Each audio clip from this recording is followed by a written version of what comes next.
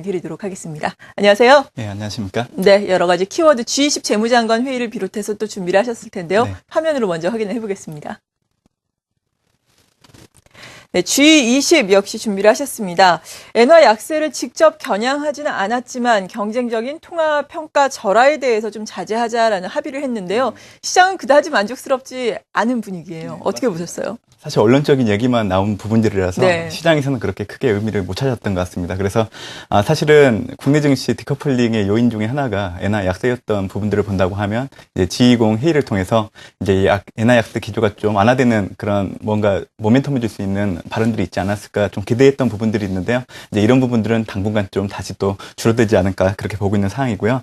일단 이번 G20 회의를 통해 가지고 문제가 됐던 부분들은 크게 두 가지입니다. 이제 하나가 일본의 엔저 현상에 대해서 별다른 구체적인 언급이 없었다는 부분, 또 두 번째는 합의 내용 자체에 대한 그저 실효성에 대한 의문을 남길 수 있는 여지가 높았다는 부분, 크게 두 가지라고 보시면 될 것 같아요.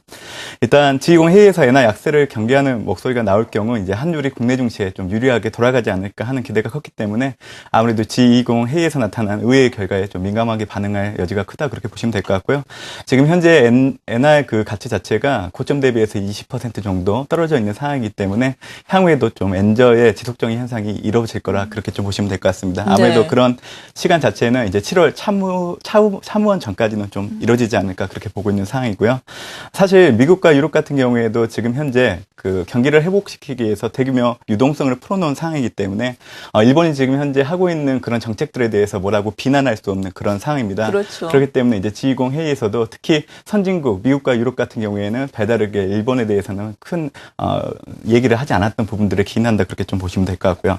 그렇기 때문에 이제 그 탄력 자체가 예전만 하지 않다고 그렇게 보시면 될 것 같고, 다시 말씀드리지만 7월 사무원 선거 전까지는 그 엔저 현상 자체가 계속 지속될 거라 그렇게 보시면 될 것 같습니다.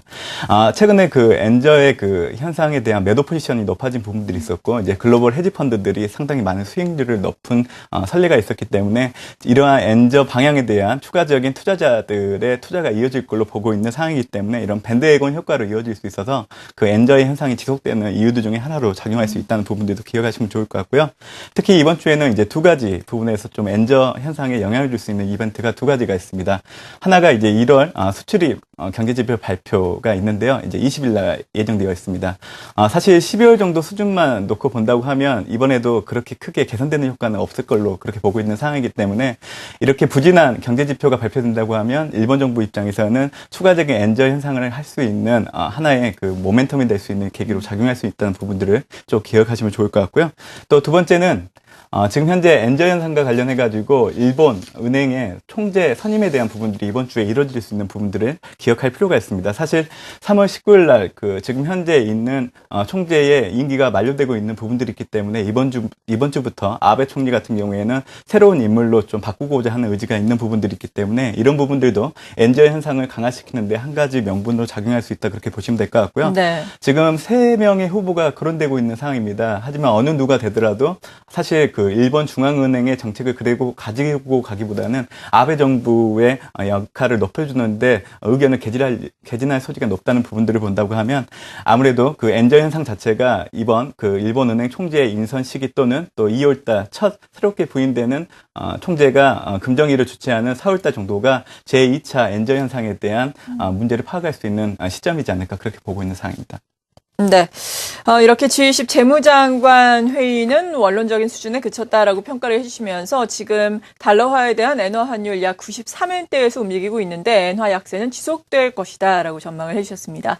박근혜 정부의 청와대 비서실 인선이 계속해서 발표가 되고 있는데요. 청와대 비서실장에는 허태열 씨가 내정이 됐습니다. 계속해서 살펴보실 텐데요. 화면으로 좀 띄워주시죠. 청와대 민정수석에는 곽상도 내정자, 또 계속해서 보겠습니다. 네, 국정기획수석에는 문민봉 내정자가 지금 발표가 되고 있습니다. 네, 홍보수석에는 이남기 내정자고요. 네, 지금까지 좀 살펴봤습니다. 두 번째 키워드 이어서 바로 또 알아보겠습니다. 시퀘스트입니다. 미국의 시퀘스트 3월 1일 발동을 앞두고 있는데요. 이번 주부터 또 본격적인 협상이 시작될 예정이라고요. 네, 맞습니다. 이미 연두교섭을 통해서 오바마가 이제 시퀘스트 협상에 대한 시작을 좀 알리는 부분들이 있었습니다. 아무래도 이제 시퀘스트는 정말 나쁜 아이디어였다는 이런 발언을 통해 가지고 이번 주부터 본격적으로 좀 협상의 개시가 시행된다 그렇게 보시면 될 것 같고요. 이번에 연두교섭을 통해서 그 시퀘스트 협상을 앞두고 몇 가지 오바마 대통령이 사실 예산 삭감보다는 예산을 늘려야 한다는 공세적인 발언을 한 부분들이 있기 때문에 좀 이런 부분들은 좀 챙겨보셔야 되는 부분들이 있습니다.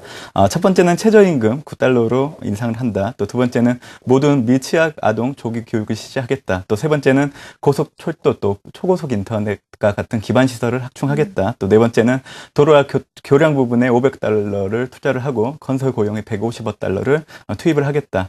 또 마지막으로는 국방 예산을 위해 교육이나 의료 보장을 축소 불허하는 등 이런 것들이 대표적이라 보시면 될 것 같은데요.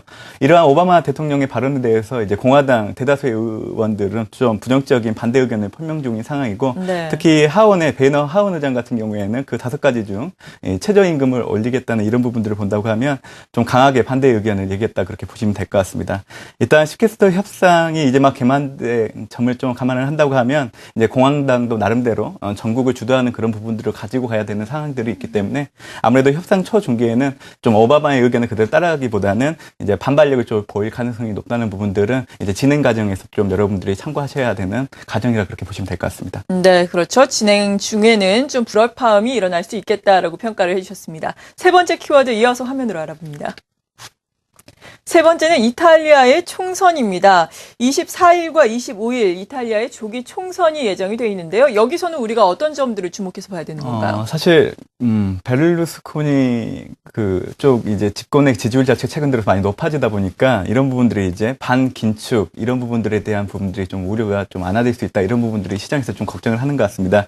하지만 전반적으로 본다고 하면 지금 시장 자체가 베르사니 쪽 위주로 좀 지지율이 높아지고 있는 부분들이 있기 때문에 이번 주 특히 그 이벤트가 있기 이전까지는 그 우려감들이 좀 높아질 수 있는 부분들이 있지만 최근에 그 베네딕토 16세의 교양이 좀 사임 의사를 표명하면서 최근 그 국민들의 여론 자체가 베르사니 쪽으로 좀 가고 있는 부분들이 있기 때문에 뭐 이런 부분들은 좀 줄어들 여지가 높다 보시면 될 것 같고요. 중요한 부분들은 이제 정치적인 불확실성보다는 유럽을 놓고 경기 회복에 대한 부분들이 가시화될 수 있는 쪽으로 관심이 높아질 수 있는 부분들이 있기 때문에 이번 이탈리아 총선 이후부터는 이런 정치적인 불확실성보다는 경기 회복에 대한 부분들을 놓고 좀 유럽 시장 자체가 글로벌 경제에 좀 도움을 주는 쪽으로 가지 않을까 그렇게 보고 있는 상황입니다. 네, 유로존의 경기 회복 문제에 초점이 앞으로는 맞춰질 수 있겠다라고 평가를 해주셨습니다. 그렇다면 국내 증시에서는 어떤 투자 전략이 필요한지 마지막 키워드를 통해서 확인해 보겠습니다. 국내 증시에 대해서는 제한적 상승이라고 평가를 해주셨습니다. 최근 그래도 국내 증시가 하락세를 좀 멈추면서 코스피는 1980선을 전후해서 다소 좀 쉬어가고 있는 양상이고요. 코스닥은 좀 힘을 내면서 상승폭을 키워가고 있는 상황인데요. 국내 증시 어떻게 보십니까? 사실 이번 주에도 뭐 지수가 급락하거나 이런 현상들보다는 1970선 수준에서 하방 경직성을 확보하는 데 주력하지 않을까 그렇게 보고 있는 상황이고요. 제가 이렇게 말씀드린 이유는 그동안 이제 우리나라 디커플링을 요구했던 세 가지 요인들이 좀 국내 증시에 우호적으로 가고 있는 부분들이 있기 때문에 이런 얘기를 좀 드리는 부분들이 있습니다.